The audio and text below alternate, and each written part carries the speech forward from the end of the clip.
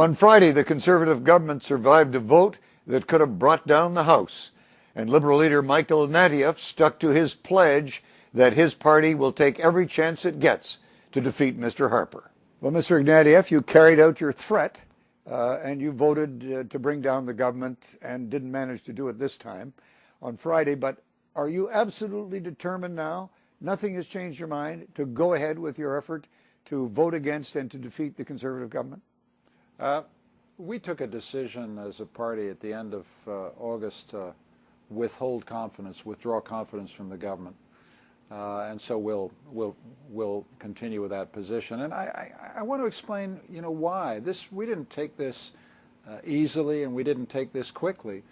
But we've got a $60 billion deficit, Craig. We've got 1.5 million Canadians employed. We've got youth unemployment spiraling up. We've got record bankruptcies. We've got Aboriginal Canadians waiting for help on H1N1, and what are they getting? They're getting body bags. We've got cancer patients waiting for nuclear isotope treatment.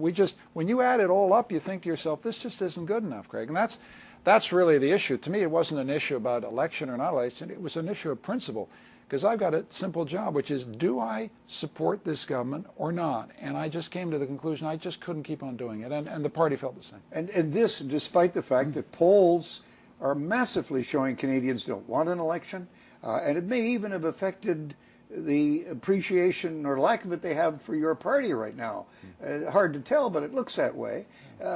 So none of that affects your decision in any way? Oh, Craig, I've spent the summer listening to Canadians, and I always listen carefully to Canadians, and I won't be one of those politicians who pretends to you that he doesn't look at polls. Sure, I look at polls. But this was a matter of principle for me. I've got one job as leader of the opposition, and that's to hold the government accountable and then make a decision.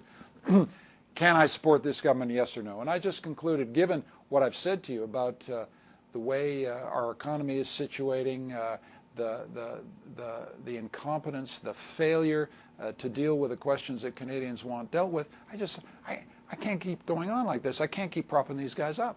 Sounds to me like I'm talking to somebody who's been liberated. I mean, not very long ago, you were supporting this government and backing their budget and feeling that you were going to have to follow the economic policy that came out of the budget. Do you feel like you've been freed?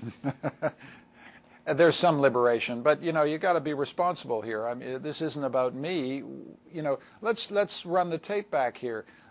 In December, the Prime Minister precipitated a parliamentary crisis in the middle of the worst, period of economic turmoil in our history, and I just felt we had to put politics aside, and I had to support a budget about which I had substantial difficulties because I thought it was in the national interest. So we turned down the coalition, and we supported the budget, and then we watched the deficit go from nothing to $32 billion, and then to 50, and then to $55 billion. You think, these guys have lost control of public finances. What am I supposed to do here? Sit there and say, that's fine? No, I had to decide, look, this just isn't good enough. At the time when you announced this decision up in Northern Ontario, that you were going to take the government on and no more fooling around anymore, there were a lot of nervous Nellies in your caucus. A lot of people coming to us and saying, oh my God, is this guy making the right decision? Is this the time for an election? Do you feel that you now have, by doing this, forced a sort of the caucus together, a united front?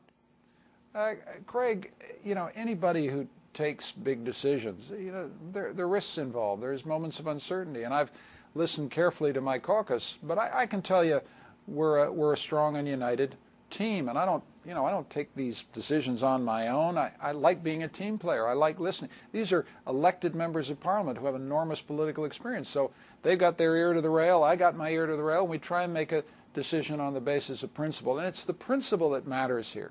Do you or do you not think this government's doing an okay job? And we came to the conclusion, after much painful reflection, this just isn't good enough for Canadians. Mm-hmm. Now, you have offered apparently to speed up the implementation of the changes in employment insurance to get that out of the way, presumably so that the way is clear when your non-confidence vote comes up sometime the first week in October, I think. Were you trying to smoke out the NDP? In other words, force them to have to vote clear with the EI out of the way? Well, I think the NDP is going to have to take a clear position on confidence in this government and non-confidence. That's how our system works, and they're going to have to make that decision, and we'll present a motion, and they'll have to make the choice.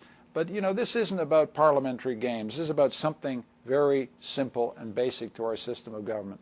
In our system, the opposition has to ask the question on behalf of Canadians, is this government doing a decent job, yes or no? And we said no, and so we've withdrawn confidence. Other parties will have to make their choices. This is not about maneuvering. This is not about trying to embarrass Mr. Layton or put people in a corner. This is about me doing my job on behalf of Canadians. How long, then, do you think this government can last? Some people are suggesting it could be until next spring. Now, you've got quite a number of chances yet to defeat them and bring in non-confidence motions. Can they continue to survive those? And you're not, if you're not going to back off, and you say you're not?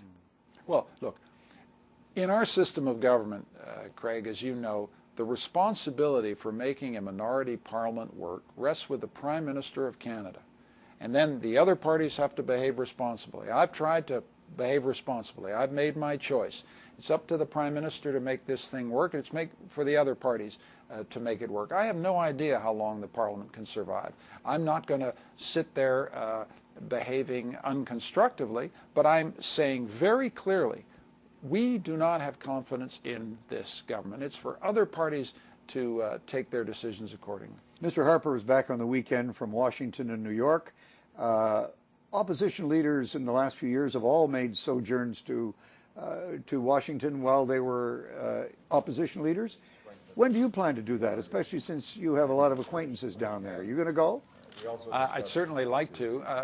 The thing that worries me here is that we have got such difficulties with our relationships with the Americans that the Prime Minister of Canada comes out of a meeting with the President saying, here's my victory.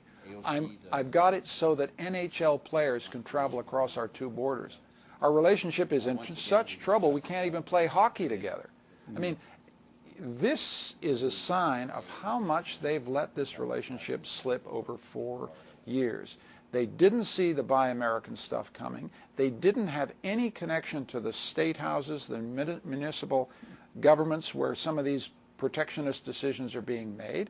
They've let the border thicken up. Ask anybody in the tourism business. We have a very, very serious problem with this relationship, and I don't think I'm going to be able to fix it until I become the Prime Minister. But that, of course, depends on the people watching the program. You have cunningly turned that into an attack on Mr. Harper, when what I was asking was, when are you going to go and meet Mr. Obama? Well, you know, the President is a busy man. I want to get to China. I want to get to India. I want to develop those relationships. I'd like to go down to the United States pretty soon. I've got a lot of friends down there, and I think that what I want to say to them is something that Mr. Harper hasn't said. This is not a Canadian problem. This is a North American problem. The world is tearing down frontiers. Look at Europe, right? They're tearing down their frontiers, and they're becoming more competitive as a result. And we're sitting here building a frontier up which is going to make North America as a whole less competitive. That's the line we have to get to Mr. Obama, so he understands that this is not just Canadians complaining. This is about the future of the whole North American economy. Finally, does it rankle you that a lot of Canadians are still saying, I don't know what this guy wants to do with the country. I don't know exactly what he stands for. So is the vision issue still out there? And how are you going to deal with that? Well, I blame the press. It's all your fault, Craig. No, look, I got no complaints about anything. I put out a big speech last week setting out my vision for Canada and the world. Early next week, I'm going to have a very positive speech about my vision of how to get growth back into the economy. As the weeks go by, I've got lots of chances to tell the Canadians exactly what I want to do, because what matters is not, you know, what they think about me. I hope eventually they'll kind of think I'm okay. What matters is I got stuff to offer them that I think will help them and make our country stronger. Mr. Ignatieff, I know you're very busy leading a political insurgency here, and thank you very much. Thank you very much for your time. My pleasure, Craig.